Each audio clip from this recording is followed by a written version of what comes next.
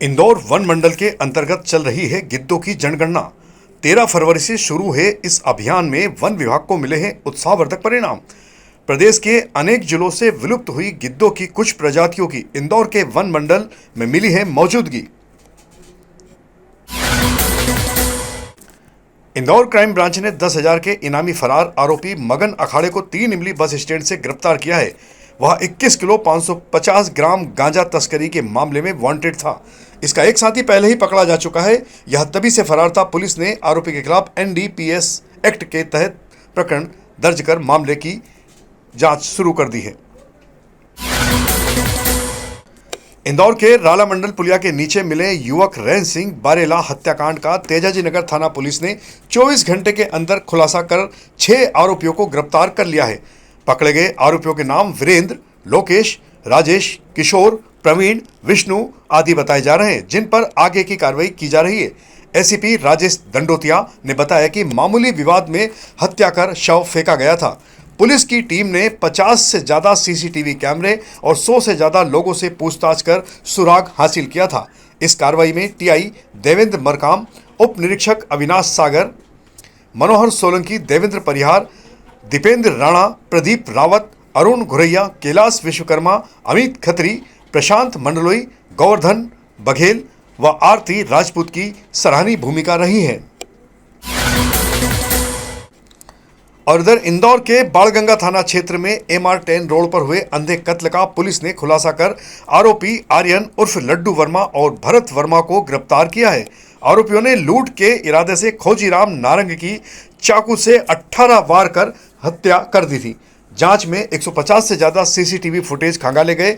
वहीं अनेक लोगों से जानकारी भी जुटाई गई थी। इस कार्रवाई में ACP Rubina मिजवानी, TI Siyaram Gurjar, SI Sanjay Dhurve, Shubham Pandey सहित पुलिस टीम की अहम भूमिका रही है। इंदौर के खजराना गणेश मंदिर के गर्भगृह में बदमाश सतीश भाऊ का अनाधिकृत प्रवेश अब जमकर तूल पकड़ चुका है, जिसके बाद प्रशासन ने अब सख्त कार्रवाई की बात कही है। हालांकि यह पहला मामला नहीं है। इसके पहले भी अनेक प्रभावशाली लोगों ने मंदिर प्रांगण में प्रशासनिक नियमों की सरेआम खुलकर धज्जियां उड़ाई है। इंदौर जिला प्रशासन के अनुसार इस मामले में कुख्यात बदमाश सतीश भाऊ और उसके साथियों के खिलाफ मुकदमा दर्ज किया जाएगा। जिला कलेक्टर शिवम वर्मा ने बताया कि FIR पहले ही दर्ज की जा चुकी है और ड्यूटी पर मौजूद गार्ड को भी हटा दिया गया है। कलेक्टर ने साफ तौर पर कहा है कि गर्भगृह जैसे पवित्र स्थान में इस तरह का प्रवेश करना बेहद गंभीर मामला है, इसलिए अब दोषियों पर और भी अधिक कड़ी कार्रवाई की जाएगी। नहीं, प्रवेश करने वाले पे भी हम लोग वो कर रहे हैं, उन पे भी कार्रवाई करेंगे और साथ ही साथ जो कार्रवाई अभी हो चुकी है उसको हम लोगों ने जिन्होंने प्रवेश कराया उन पे FIR हुई। जो गार्ड या सिक्योरिटी एजेंसी जिम्मेदार थी उनको भी इसके लिए पेनल्टी करी गई है। जो गार्ड थे उनको सेवा से समाप्त किया गया है। इसमें और भी कोई तथ्य सामने आएंगे तो उसकी कार्रवाई करेंगे, क्योंकि गर्भगृह में कुछ ना गंभीर विषय है और इस पर हम लोग बिल्कुल सख्त करेंगे।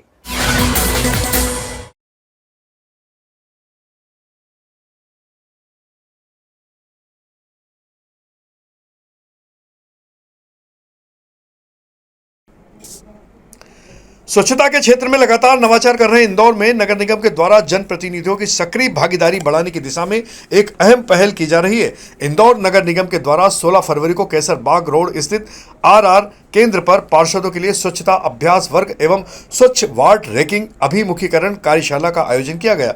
कार्यक्रम में महापौर पुष्पमत भार्गव की मौजूदगी में 3R सेंटर का लोकार्पण किया गया। साथ ही इंदौर 3R टैलेंट यानी कि डिजिटल प्लेटफॉर्म की भी लॉन्चिंग की गई, जिसका उद्देश्य स्वच्छता और विकास कार्यों में नागरिकों और युवाओं की भागीदारी को बढ़ावा देना है। कार्यशाला में पार्षदों को स्वच्छ वार्ड रैंकिंग के मानकों, कचरा प्रबंधन स्रोत पर कचरा पृथक्करण, जन सहभागिता और RRR यानी कि 3R गतिविधियों को लेकर विस्तृत जानकारी दी गई। शुरू करें। देश का सबसे स्वच्छ शहर अपने RRR मॉडल के कारण ही देश में सबसे आगे है। आज हमने केशरबाग ब्रिज के नीचे जगह का सदुपयोग करते हुए RRR सेंटर का निर्माण किया है, जहां इंदौर में निकलने वाले वेस्ट कपड़े से अच्छे प्रोडक्ट्स बनाने की ट्रेनिंग और स्वयं सहायता की महिलाओं के माध्यम से इसको एक बिजनेस मॉडल बनाने की तैयारी के लिए सेंटर शुरू किया है। शहर में निकलने वाले फूलों का जो वेस्ट है उससे अगरबत्ती प्लांट बनाने की शुरुआत, और भी कई तरह के वेस्ट टू आर्ट के मॉडल को यहाँ RRR सेंटर पे इंदौर में शुरू किया है। मुझे ऐसा लगता है कि जहाँ केसरबाग ब्रिज के नीचे वेस्ट टू आर्ट का मॉडल बनेगा, रीयूज़ रिड्यूस रिसाइकल का मॉडल बनेगा, 3 इमली के नीचे हम देश का ज़ीरो वेस्ट जोन बनाने का काम भी शुरू कर चुके हैं, जहाँ जोन से निकलने वाला पूरा कचरा अपने ही जोन में प्रोसेस हो जाएगा। तो ये एक नया काम इस बार के स्वच्छता अभियान ने इंदौर में किया है। मैं हमारी SBM की टीम को, स्वयं सहायता समूह की बहनों को और NGO फीडबैक फाउंडेशन को बधाई देता हूँ कि ऐसे ही हम सब मिलकर 3R के आधार पर इंदौर को आगे बढ़ाते रहें।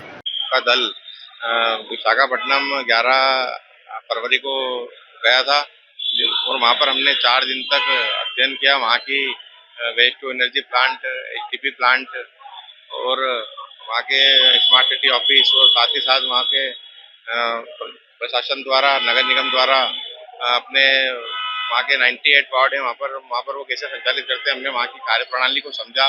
वहाँ पर एक जिस प्रकार हमारे वहाँ पर कचरे का सेग्रीगेशन कर बायोगैस बनाई जाती है कचरे से, उसी तरह वहाँ पर बिजली उत्पादित की जाती है कचरे से, जो कि वहाँ पर बिना छाटे कचरे को एकत्रित किया जाता है। साथ ही वहाँ पर उसका रीयूज कर वहाँ पर 15 मेगावाट प्रतिदिन की वहाँ पर बिजली बनाई जाती है, जिससे कि उस जो उनका संयंत्र लगा है बिजली बनाने का, उसमें 2 मेगावाट बिजली की रोज खपत होती है और 13 मेगावाट उनकी पर डे की एक इनकम ऑफ सोर्स वहाँ पर नगर निगम का एक जनरेट हुआ, जिससे वो रोज। एक और जहां वैलेंटाइन डे के पश्चिम रंग में युवा डूबे हुए नजर आ रहे थे, वहीं इंदौर के दशहरा मैदान पर इसी समय एक अनूठा आयोजन चल रहा था, जो कि भारतीय परंपराओं को न सिर्फ मजबूती प्रदान कर रहा था, बल्कि हमारी आने वाली पीढ़ी में भारतीय संस्कार भी उत्पन्न कर रहा था। इंदौर के दशहरा मैदान पर 14 फरवरी को मातृ पितृ दिवस श्रद्धा और उत्साह के साथ मनाया गया, जिसमें सभी समाजों के लोग परिवार सहित शामिल हुए। कार्यक्रम में बच्चों ने विधिवत तरीके से अपने माता पिता का पूजन कर उनका आशीर्वाद लिया। आयोजन संत रामाभाई महाराज के सानिध्य में आयोजित किया गया था, जहां सत्संग के माध्यम से भारतीय संस्कृति, पारिवारिक मूल्यों और परंपराओं को अपनाने का भी संदेश दिया गया है। ये मातृ पितृ पूजन दिवस 2008 से शुरू हुआ है, 2026 चल रहा है और प्रतिवर्ष इसकी जो महत्ता है वो बढ़ती चली जा रही है, क्योंकि इसमें खाली हमारे सनातनी हिंदू लोग ही मातृ पितृ पूजन दिवस नहीं मनाते, बल्कि इस मंच पे आज आप हिंदू को भी देखेंगे, सिख को भी देखेंगे, ईसाई को भी देखेंगे, बौद्ध को भी देखेंगे, जैन, पारसी, जितने भी सर्वधर्म संभाव, इस तरीके से ये मातृ पितृ पूजन दिवस विश्व वंदनीय संत श्री आसाराम जी बापू जी ने शुभारंभ करवाए हैं। बड़ा पवित्र ये उत्सव है, पर्व है। शिव पुराण से ये मातृ पितृ पूजन दिवस लिया गया है। शिव पुराण में इसकी भारी महिमा है, आप सब जानते हैं। तो प्रतिवर्ष के अनुसार आज यहाँ दशहरा मैदान में इंदौर में विश्व वंदनीय संत श्री आसाराम जी बापू जी के आशीर्वाद से ये मातृ पितृ पूजन दिवस मनाया जा रहा है, जहाँ हजारों की संख्या में माता पिता अपने बच्चों को लेकर के आए हैं और अपने भीतर का जो वास्तविक प्रेम है उसको प्रगटाने वाले हैं। आज के पूजन से देखेंगे कि भीतर सबके अंदर माता पिता के प्रति सद्भाव तो है ना कहीं आज के वातावरण में कुसंस्कार की वजह से आज के बच्चे भटक रहे हैं, फिल्मों में, मोबाइल में इतने घुस गए हैं कि रिश्तों की अहमियत को खोते चले जा रहे हैं। तो कहीं ना कहीं रिश्तों को जोड़ने के लिए मातृ पितृ पूजन दिवस है। रिश्तों में जो कड़वाहट आई है उस कड़वाहट को हटाकर उसमें मिठास भरने के लिए मातृ पितृ पूजन दिवस है, जो विश्व वंदनीय संत श्री आसाराम बापू जी ने हमें दी है। आपका नाम? मैं संत श्री आसाराम जी आश्रम से रामाभाई। पिछले कुछ दिनों से सोशल मीडिया पर बच्चा चोरी होने की भ्रामक खबरें और रील जमकर वायरल हो रही है, जिसके कारण लोगों में भय का वातावरण व्याप्त हो गया है। हालांकि इंदौर सहित पूरे मध्य प्रदेश में कहीं भी बच्चा चोरी होने का कोई मामला सामने नहीं आया है। विशेषकर इंदौर में तो अब तक इस विषय में एक भी FIR दर्ज नहीं हुई है। सारा मामला केवल और केवल मोबाइल फोन और सोशल मीडिया के माध्यम से जमकर चलाया जा रहा है। इस मामले में इंदौर पुलिस के द्वारा गाइडलाइन पहले ही जारी कर दी गई है। एक बार फिर इंदौर पुलिस ने भ्रामक खबरें चलाने वालों पर प्रतिबंधात्मक कार्रवाई करने के संकेत दिए। साथ ही साइबर सेल के द्वारा कुछ सोशल मीडिया की भी रील को चिन्हित किया गया है। इस मामले में additional police commissioner Amit Singh ने बताया कि पिछले कुछ दिनों से बच्चा चोरी होने की खबरें सोशल मीडिया पर जमकर नजर आ रही है, लेकिन यह तमाम खबरें केवल और केवल भ्रम फैलाने वाली है। जो भी लोग इस तरह की रील या सोशल मीडिया पर बिना सोचे समझे जानकारी शेयर करते हैं उन पर भी अब वैधानिक कार्रवाई की जाएगी। यदि इस तरह की कोई जानकारी लोगों को पता लगती है तो तुरंत पुलिस से संपर्क करें और किसी भी भ्रामक खबर पर ध्यान न दें। देखिए, ये सोशल मीडिया में पिछले कई दिनों से वायरल रील्स हो रहे हैं और सोशल मीडिया के डिफरेंट प्लेटफॉर्म पे हो रहे हैं। लेकिन सबसे जो आपत्तिजनक चीज़ें हैं कि इस तरह की कोई घटना इंदौर में नहीं हो रही है। मर्दानी 3 मूवी के बाद से इसका ट्रेंड बढ़ा है। हमारी जो सोशल मीडिया मॉनिटरिंग टीम है, लगातार ऐसी जो न्यूज़ है, जो फेक न्यूज़ हैं, उस पर नज़र बनाए हुए है। जो भी इस तरह की अफवाह फैलाएगा, निश्चित तौर पे उसके विरुद्ध वैधानिक कार्रवाई की जाएगी। अगर ऐसा कोई घटनाक्रम आपको दिखाई देता है तो आप तत्काल FRV 112 को कॉल करिए। आप नियरेस्ट थाने को कॉल करिए। हमारे पुलिस के जो आला अधिकारी हैं उनको कॉल करिए। कानून किसी भी तरीके से हाथ मत लीजिए। कई बार ऐसी घटनाओं के चलते, ऐसी सोशल मीडिया में अफवाहों के चलते निर्दोष व्यक्ति की मारपीट हो जाती है। जो मेंटली अनस्टेबल लोग रहते हैं या बाहर से आते हैं, हिंदी समझ में नहीं आती है उनको, कई बार जो बाहर से बेचने के लिए अपने पदार्थों को आते हैं, उनके साथ मारपीट हो जाती है। तो ऐसी कोई भी घटना नहीं होनी चाहिए। आप तत्काल पुलिस को सूचना दीजिए। किसी को भी कानून हाथ में लेने का अधिकार नहीं है। जो अफवाहें फैला रहा है उस पर पुलिस की नज़र है। हम उनके विरुद्ध बॉन्ड ओवर की कार्रवाई करेंगे और आवश्यकता पड़ेगी तो वैधानिक कार्रवाई भी करेंगे। इस तरह का अफवाह फैलाना कानून अपराध की श्रेणी में आता है। टीएल बैठक में मध्य प्रदेश शासन की सीएम हेल्पलाइन से जुड़ी शिकायतों की विस्तार से समीक्षा की गई।